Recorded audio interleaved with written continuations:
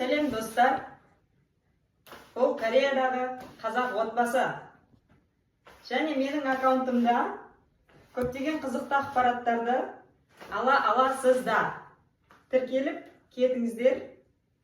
Күніге бір рилстан салып отыруға тырысып жатырмын. Дарик Орын осындай бір челленджді бастаған екен. Қайрат Әділгерей қоштаған екен. Неге маған да бір байқап көрмеске, достар? Тіркеліп кетіңіздер. Кореяға келгенімізге 2,5 ай болды. Содан бері күніге қызықты ақпараттарды салып жүрмін. Давайте, пока.